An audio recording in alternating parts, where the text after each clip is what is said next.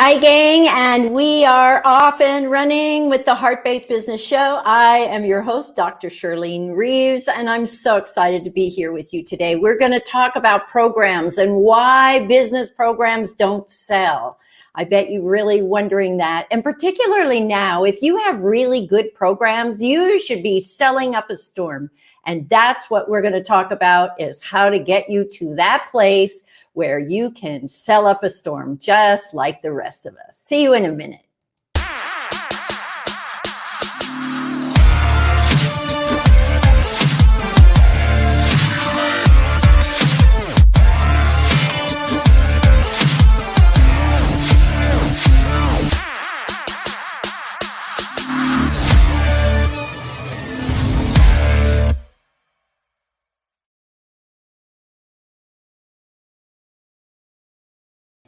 And welcome back. Thank you for joining me today. We're going to talk about how to turn your programs right side up. And if you don't know what I'm talking about, I don't know how to explain this, but if you have a program that's not selling, it's because it's upside down. I don't know how else to say it to you, but it's upside down.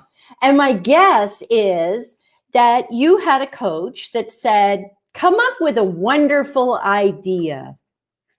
Think about something that you've always wanted to do, or what is a dream that you've always had? This is how you're going to create your program. No. First of all, it's what is your skill? What is your backstory? So what am I talking about when I'm talking about a backstory? A backstory is like, what do you have that lends you credibility? What is it that you have done? Have you gone to school? Have you graduated and gotten a degree? Have you written a book? Have you earned some awards? Have you walked a whole lifetime through the story and program that you want to share?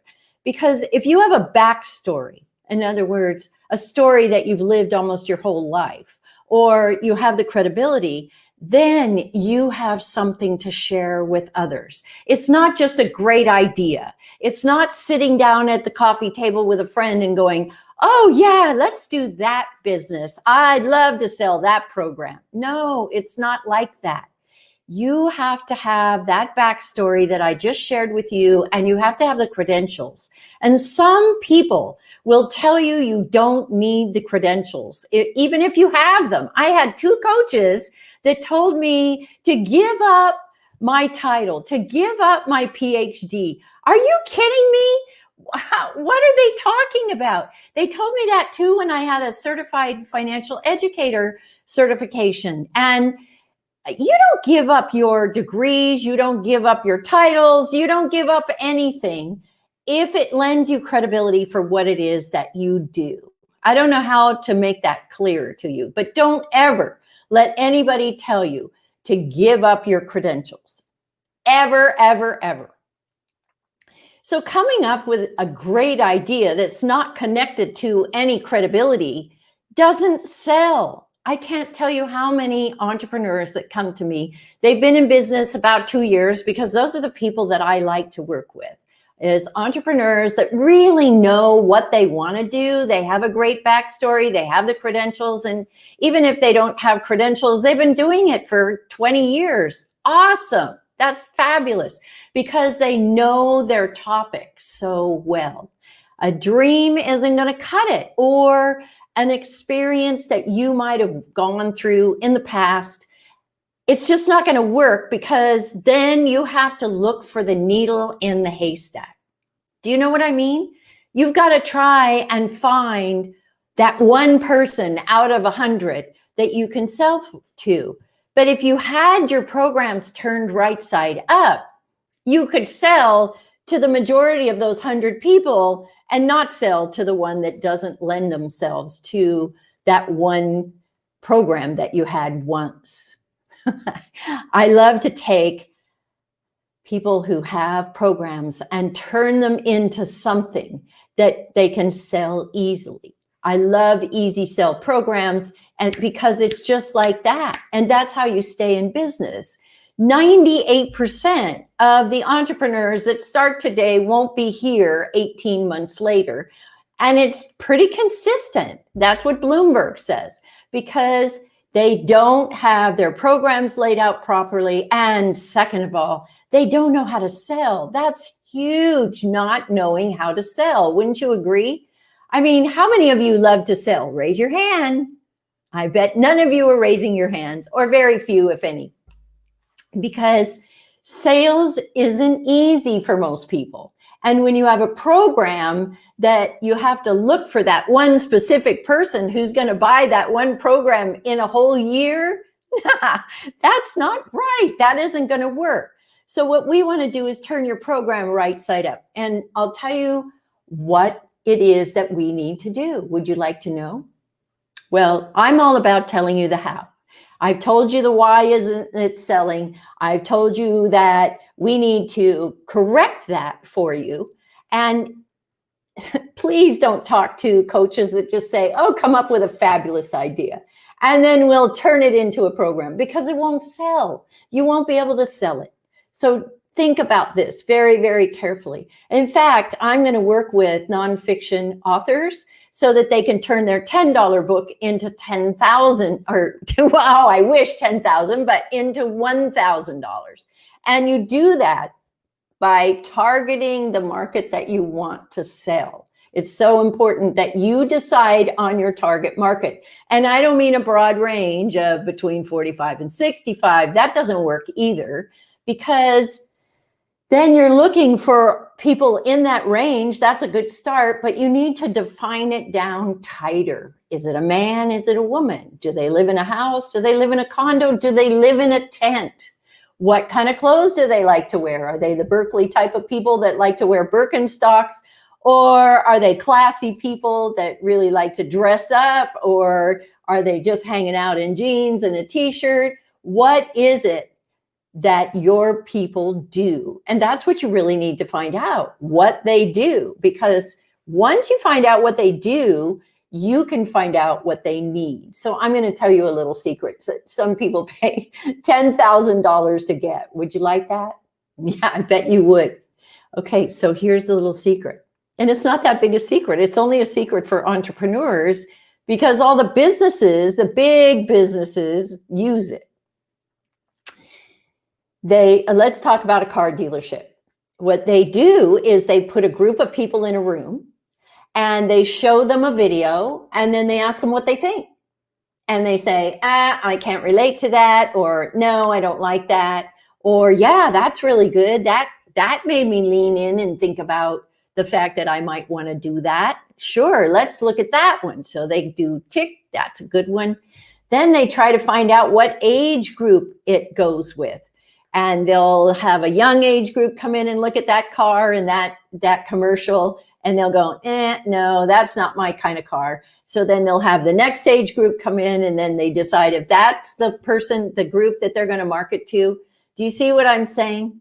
You have to define who you're going to market to. And when you look at these car ads, you'll see a young person, if that's the group that really liked the car, or you'll see middle-aged people, if that's the group that said they liked the car. And then they develop the verbiage around that target market. So like I said, it isn't that big a secret. It's only a secret to entrepreneurs. I want you to really think about what your target market is, or should I say who your target market is, because it has to be somebody that can afford to pay you. And let me talk to you about that. When you're looking at the age ranges, you're thinking about who it has disposable income. That's what we call it in the financial world. That means they've got some money left over to buy your program and utilize it.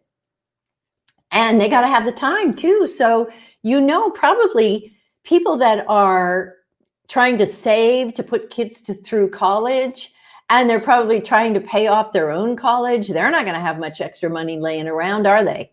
And then the other thing is when they get a little older, they might have a parent to take care of, and then they're putting kids through college too. That's really tough.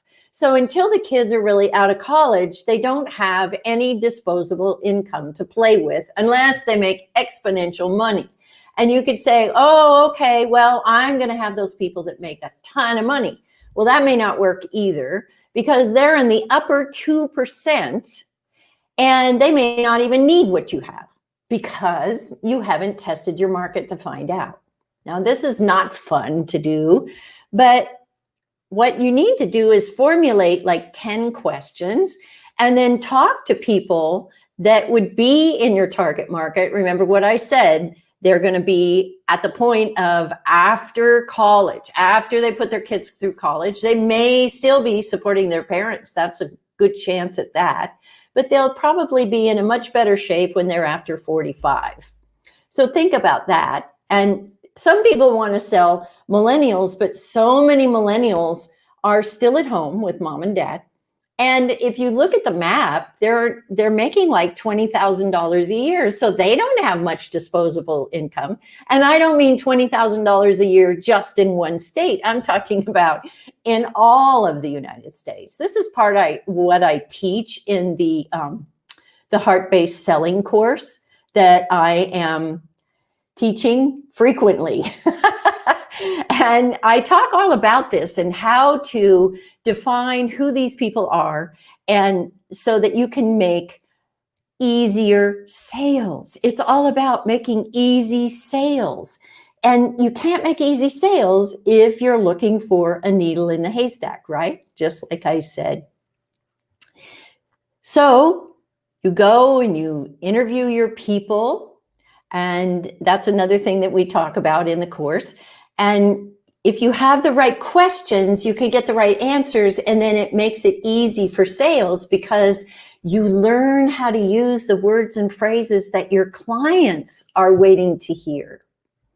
Have you ever noticed how when people are up on stage, when we could watch people on stage at seminars and whatnot, and you'd have person after person come up and give a speech, and then they'd get off the stage and nobody even budge. They wouldn't even go to the back of the room to talk to them. They wouldn't do anything. You ever wonder why? And then there's others who just lambast to the back of the room. You've seen that too. And they can't wait to get whatever they have. Well, let me tell you why. They have learned to speak the words and phrases that their clients are waiting to hear. So when you're on stage, if you have 50 people in the room or even 100, then those people that feel like, oh, she's talking to me, she gets me, she knows exactly what I'm thinking. It's because you've taken that time to do those interview questions that help you figure out what those words and phrases are. Make sense? Yeah.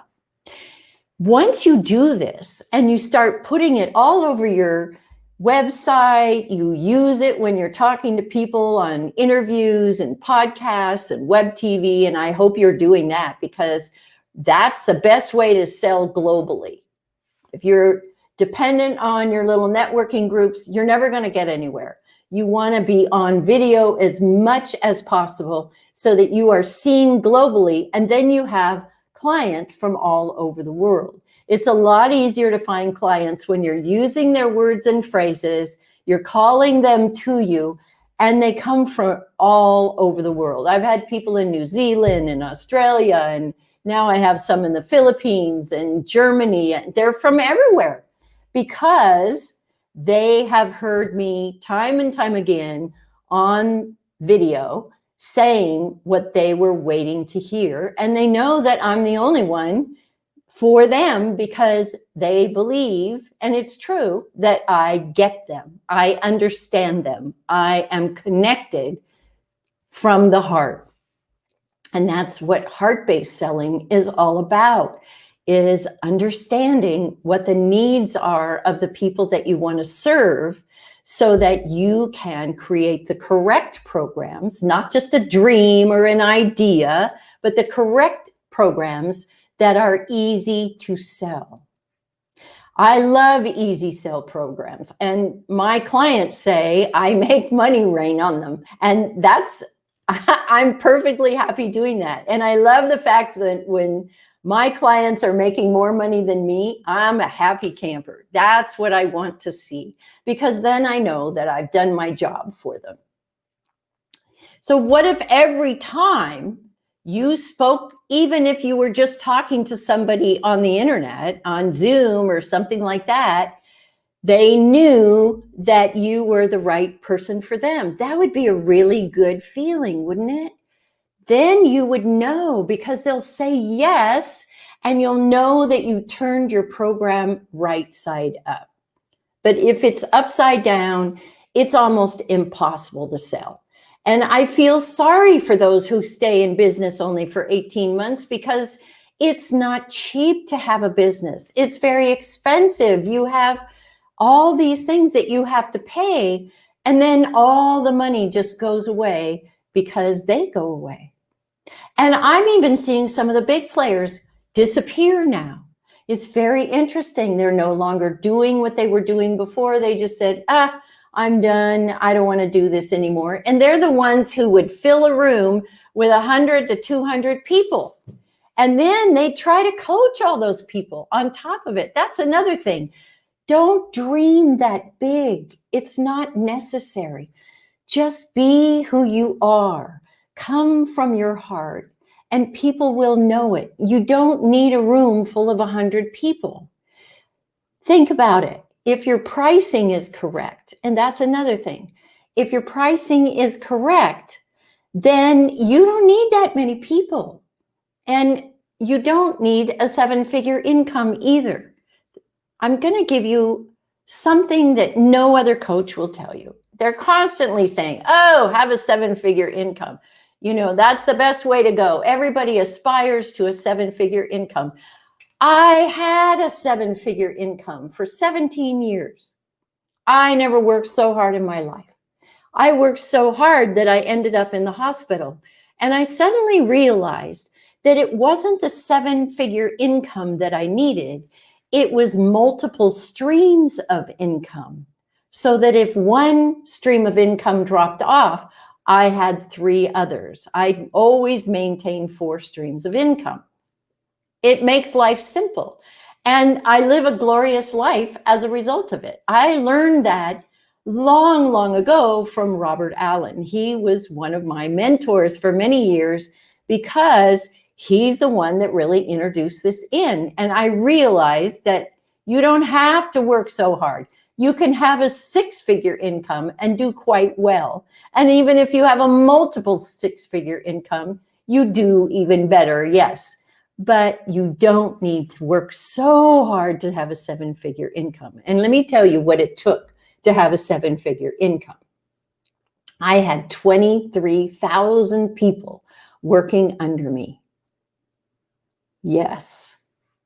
And it was painful when I had to pay my first 100,000 to the IRS because I wasn't structured properly.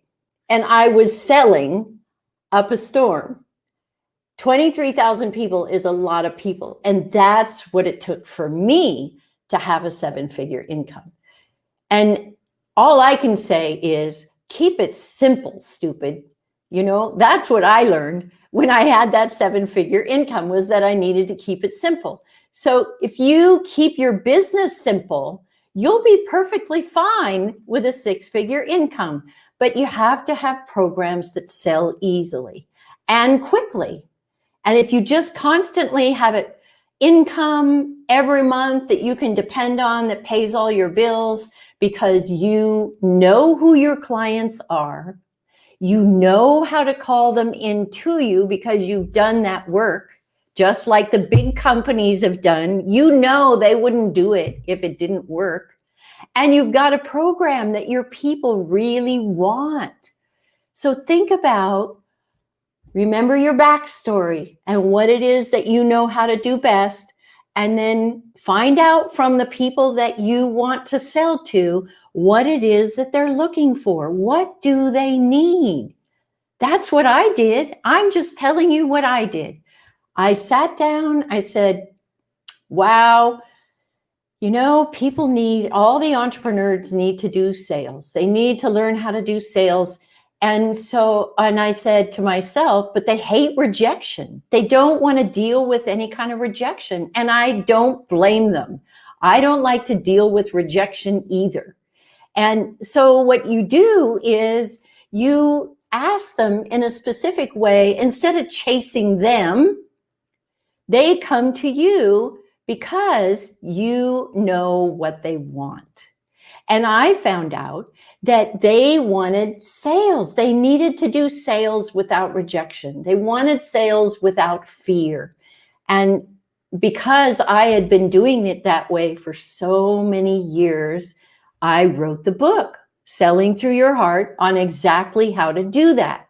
And I teach the class, Heart-Based Selling, so that people know how to sell without rejection and they can stay in business more than 18 months.